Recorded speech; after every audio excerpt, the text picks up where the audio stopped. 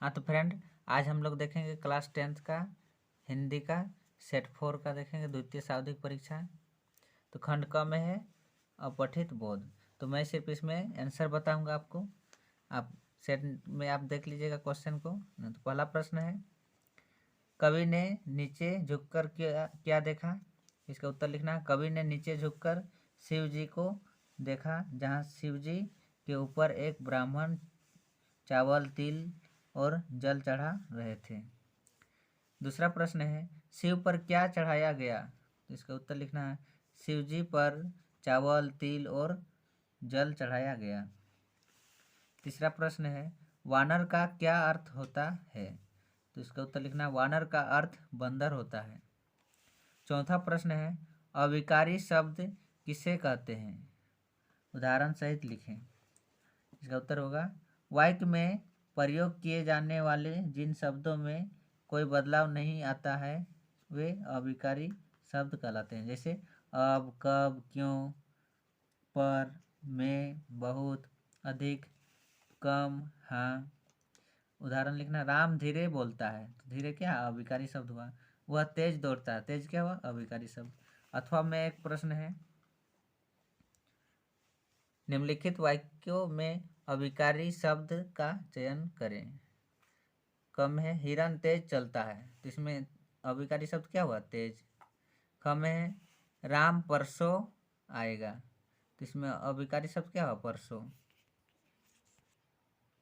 पांचवा प्रश्न है, पीताम्बर सामाजिक पद का विग्रह करते हुए समास का नाम लिखें। तो इसका उत्तर लिखना है, पीताम्बर पीत है जो अंबर। पीताम्बर शब्द में कर्मधारय समास है। अथवा में प्रश्न और एक है, पाप पुण्य सामाजिक पद का विग्रह करें तथा समास का नाम बताएं। इसका उत्तर लिखना है, पाप पुण्य, पाप या पुण्य, इसमें द्वंद्व समास है। खंड ग में है, कन्यादान कवि में माँ ने बेटी को क्या क्या सीख दी है। अपने शब्दों में लिखें। इसका उत्तर लिखना है, माँ ने अपने बेटी को विदा करते समय निम्नलिखित सीख दी है। पहला, माँ ने बेटी को उसकी सुंदरता पर गर्व न करने की सीख दी है। दूसरा, माँ ने अपने बेटी को दुख पीड़ित होकर आत्महत्या न करने की सीख दी है।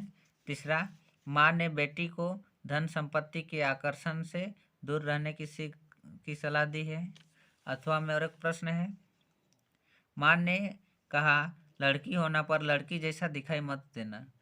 इसका उत्तर लिखना है, मेरे विचार से लड़की की माँ ने ऐसा इसलिए कहा होगा कि लड़की होना पर लड़की जैसा मत दिखाई देना, ताकि लड़की अपने नारी सुलभ गुणों, सरलता, निश्चलता, विनम्रता आदि गुणों को बनाए रखे, परंतु वह इतनी कमजोर भी न हो पाए कि लड़की समझकर ससुराल के लोग उसका शोषण न करने लगे।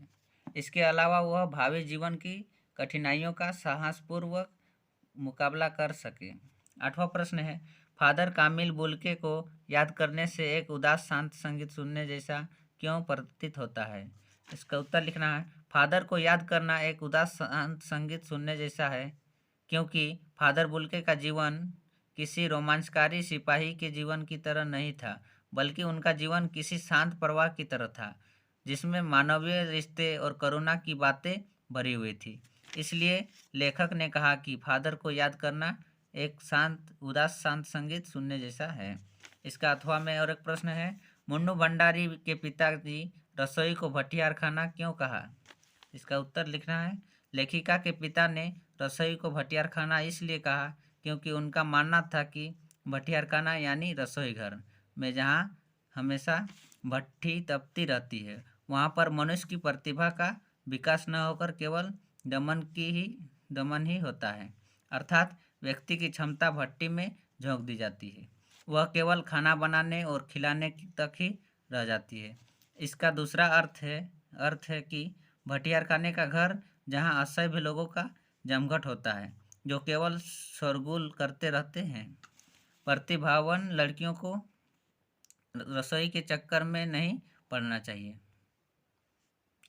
9 नंबर का क्वेश्चन है, बिस्मिल्लाह खां को शहनाई की मंगल ध्वनि का नायक कहा जाता है, क्यों, लिखे। तो इसका उत्तर लिखना है, बिस्मिल्लाह खां को शहनाई का मंगल ध्वनि का नायक इसलिए कहा गया है क्योंकि शहनाई की ध्वनि मंगलदायी मानी जाती है। इसका वादन मांगलिक अवसरों पर किया जाता है। बिस्मिल्लाह खां 80 बरस में भी अधिक समय तक शहनाई बजाते रहे। उनकी गणना भारत के सर्वश्रेष्ठ शहनाई वादक के रूप में की जाती है। उन्होंने शहनाई को भारत ही नहीं विश्व में लोकप्रिय बनाया।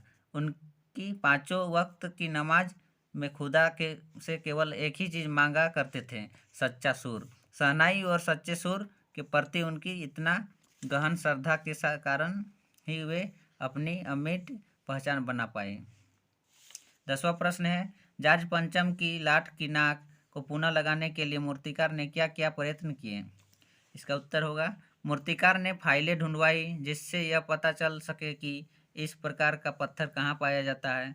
अंत में देश के किसी जिंदा व्यक्ति की जिंदा नाक लगाने का प्रयास किया और यह प्रयास सफल रहा। अंत में जिंदा नाक लगा दी गई। खंड घ में है रचना। 11 नंबर का प्रश्न देखिए, 2 दिनों के अवकाश हेतु अपने विद्यालय के प्रधानाध्यापक को एक आवेदन लिखें। तो सबसे पहले आपको फॉर्मेट याद रखना है, सेवा में श्रीमान प्रधानाध्यापक महोदय। उसके बाद स्कूल का नाम लिखना है, तो स्कूल का नाम राजकीयकृत क्षेत्रनाथ +2 उच्च विद्यालय हरनाथ बोकारो है। दिनांक, जिस दिनांक को लिखते हैं उसको लिखना है, तो 15 मार्च हम लिख दिए हैं, 15 मार्च 2022। उसके बाद विषय 2 दिन के अवकाश हेतु प्रार्थना पत्र। उसके बाद महाशय, सविनय निवेदन यह है कि मुझे कल शाम से बुखार हो गया है जिसके कारण मैं विद्यालय आने में असमर्थ हूँ। डॉक्टर का कहना है कि मुझे ठीक होने में 1-2 दिन लगेंगे। अतः मेरी आपसे प्रार्थना है कि मुझे 15/3/2022 से 16/3/2022 तक का अवकाश स्वीकृति प्रदान करने की कृपा करें। इसके लिए मैं सदैव आपका आभारी बना रहूँगा। धन्यवाद। आपका आज्ञाकारी छात्र। नाम लिखना अपना, विनोद कुमार, कक्षा 10वीं, खंड अ।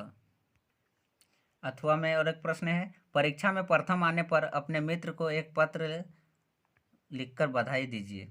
लेकिन पत्र लिख के बधाई तो देता नहीं है, लेकिन अब परीक्षा में आया तो लिखना होगा। उत्तर इसका लिखना है, शांति कुंज हरिद्वार, दिनांक 28/2/2022 इसमें लिख दिए हैं। प्रिय शक्ति, सप्रेम नमस्कार। तुम्हारा पत्र मिला जिसे पढ़कर मन खुशी से भर उठा। परीक्षा में तुम्हारे शानदार सफलता पर तुम्हें हार्दिक बधाई। मुझे पहले से विश्वास था कि तुम कक्षा में प्रथम आओगे।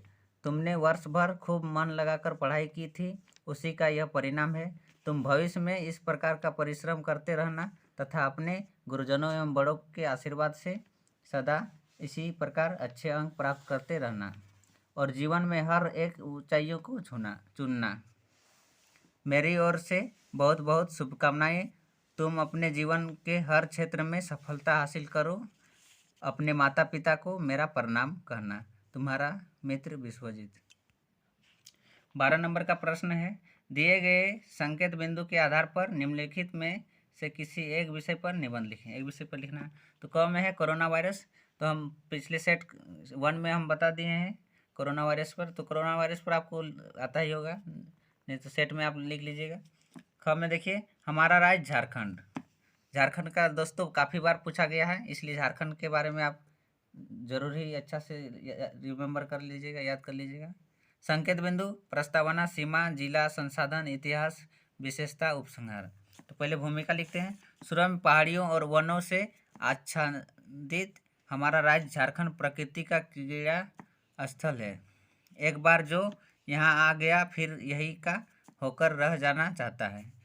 यहाँ की स्वर्णिम भूमि शस्य श्यामला, रत्नगर्भा और वन संपदा से परिपूर्ण है। इसकी प्राकृतिक छटा अनूठी है।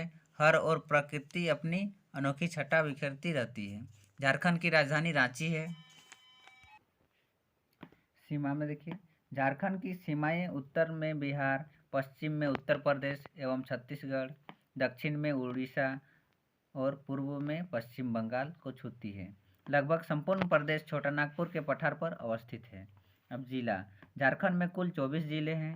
झारखंड का सबसे बड़ा जिला, जनसंख्या में सबसे बड़ा जिला रांची है। रांची सबसे ज़्यादा साक्षर जिला है और सबसे ज़्यादा जनसंख्या घनत्व धनबाद का है। क्षेत्रफल की अगर बात करें तो सबसे बड़ा जिला जमशेदपुर है और जनसंख्या में सबसे छोटा जिला लोहरदगा है। संसाधन। खनिज संसाधन की दृष्टि से झारखंड भारत का सबसे अमीर राज्य है। भारत में झारखंड एकमात्र ऐसा प्रदेश है जहां इतने प्रकार के खनिज एक साथ एक ही क्षेत्र में पाए जाते हैं। यहाँ कोयला, अभ्रक, तांबा आदि पाए जाते हैं। पूरे भारत में जितने खनिजों का उत्पादन होता है उसका लगभग 40% झारखंड में होता है। झारखंड क्षेत्र भारत का 95 पाइराइट, 58 अभ्रक, 58%, 33% कोयला, 33% तांबा, 33% ग्रेफाइट, 32% बॉक्साइट, 30% गायनाइट एवं 19% लोह उत्पादन करता है। इतिहास। झारखंड का इतिहास पाषाण काल से आरंभ होता है, जब से मनुष्य के इस इलाके में रहने के प्रमाण मिलते हैं। यहाँ से ताम्र पाषाण युग के बाद तांबे के बने उपकरण प्राप्त हुए हैं। ब्रिटिश काल में यह बंगाल रेजिडेंसी का हिस्सा रहा और बाद में बिहार राज्य का हिस्सा बना। ब्रिटिश शासनकाल में यह हुआ। संथाल विद्रोह का एक प्रमुख ऐतिहासिक घटना थी। आज़ादी के बाद उसे स्वतंत्र राज्य बनाने की मांग उठी और 15 नवंबर 2000 ईस्वी में बिहार से अलग करके इसका नाम झारखंड रखा गया। विशेषता। झारखंड को मुख्य रूप से खनिज संपदा से परिपूर्ण राज्य माना जाता है एवं यहाँ मुख्य रूप से पाए जाने वाले खनिजों में कोयला, हेमेटाइट, मैग्नेटाइट, ताम्र, चूना पत्थर, बॉक्साइट, काइनाइट, चाइनाइल क्ले, ग्रेफाइट, कर्वाटज, सिलिका, अग्नि मिट्टी, अभ्रक है। उपसंहार में झारखंड का क्षेत्रफल 79,714 वर्ग किलोमीटर है। झारखंड की लंबाई 463 वर्ग किलोमीटर तथा चौड़ाई 380 किलोमीटर लगभग है। झारखंड राज्य में 23,605 वर्ग किलोमीटर क्षेत्र में वन है। झारखंड राज्य की सबसे लंबी नदी स्वर्णरेखा नदी है। झारखंड में पंचायतों की संख्या 4352 है और जिलों की संख्या 24 है। 13 नंबर का प्रश्न है, हैंड सैनिटाइजर के लिए लगभग 50 शब्दों में विज्ञापन लिखें। तो सबसे आपको पहले बॉक्स एक बना लेना है, उसके बाद उसका चित्र बना देना है, एक डायग्राम। तो देखिए सैनिटाइजर का आप बना दिए हैं, नेम सैनिटाइजर है, मात्र 99 रुपीज़ में है। लगाएं सैनिटाइजर बार बार, तभी दे पाओगे कोरोना को हार। मुख्य विशेषता, लगाने में सरल, कम पैसों में उपलब्ध, 70% एल्कोहल, आपके निजी स्टोर में उपलब्ध, कोरोना से 99% का बचाव। आज ही लाए हैंड सैनिटाइजर। कॉन्टैक्ट नंबर दिया हुआ है 7961936210। 20% की छूट। जय हिंद, वंदे मातरम।